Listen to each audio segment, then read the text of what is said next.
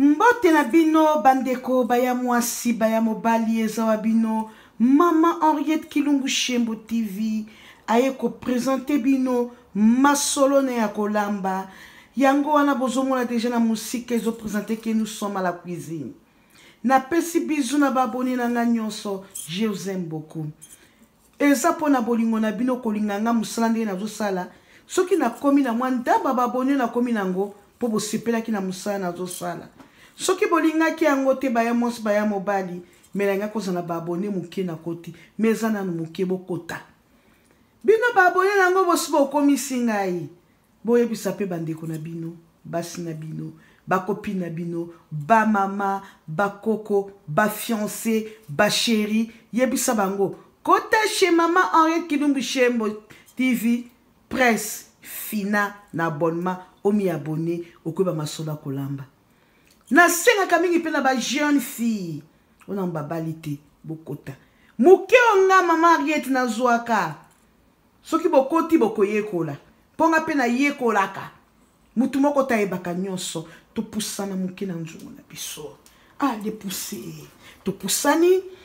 Bandeko anga bolingo oeza épisode de ya pepe soupu ya mikuwa ngombe na sangsaki na mwanda wa pomme de terre pour baki na kolia la pomme de terre soit pour kolia la makemba soit pour kolia la fufu.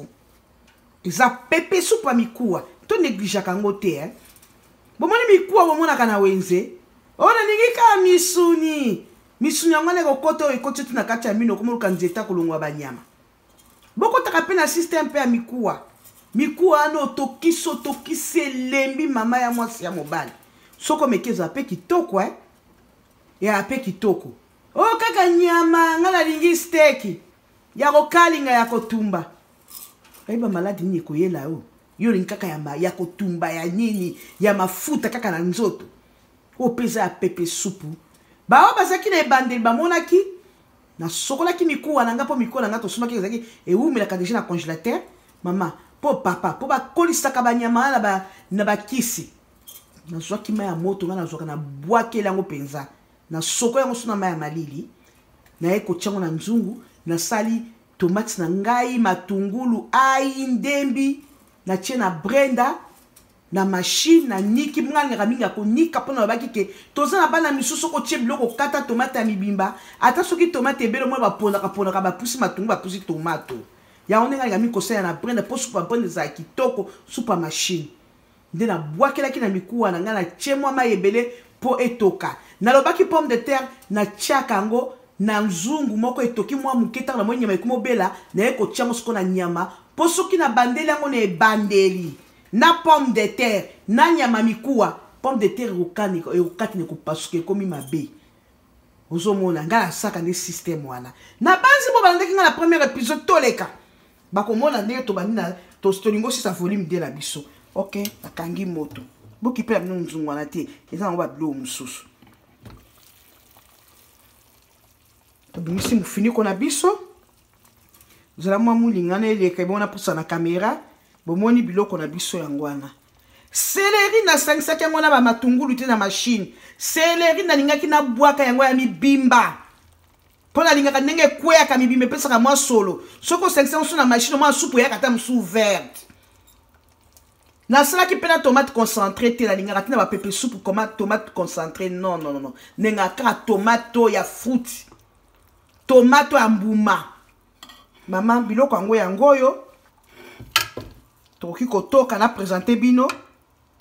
Na bimiso na ba pomme de terre na ngai. Ona baki na kolia nango.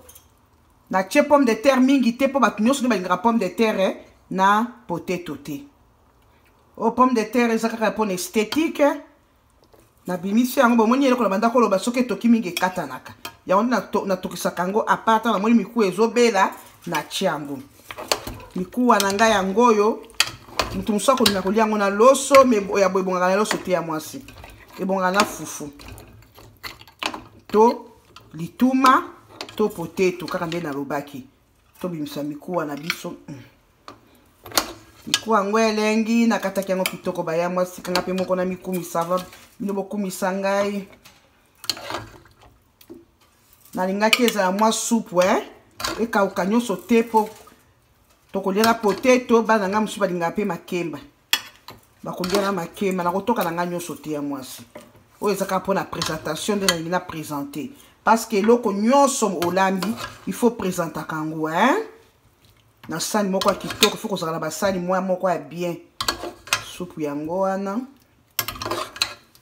nazotia supu natiaka kote bomonaka ndenge nazotia supu ala zaïroise basi ya kongo mpe bakolamba baya mwasi bakinoise bana Goma bana Bukavu bana Lubumbashi Manyemo Shingoto bana Kasai toyebaka kolamba kongo na biso na basi oyebaka kolamba oyo mpe natiki na nzungu oyo bakolinga kolia fufu bakozwa po pomme de terre eza te oyo bakolinga lia na loso ya pembe bakozwa bino boyebiki complication ya kolia bana oyo bakolia oyo sikoyo yango wana potato oyo mpe akolinga kolia na makemba yango wana tokochauffe na microwave akozwa supu na nzungu alie na makemba soki mpo kolinga kotuta lituma ya mwasi kaka yo biloko na ngai oyo rendez-vous di donner yango oyo bokota bomi abonné chez Henriette Kilumbu Shembo TV masolo eza wo masolo eza kitoko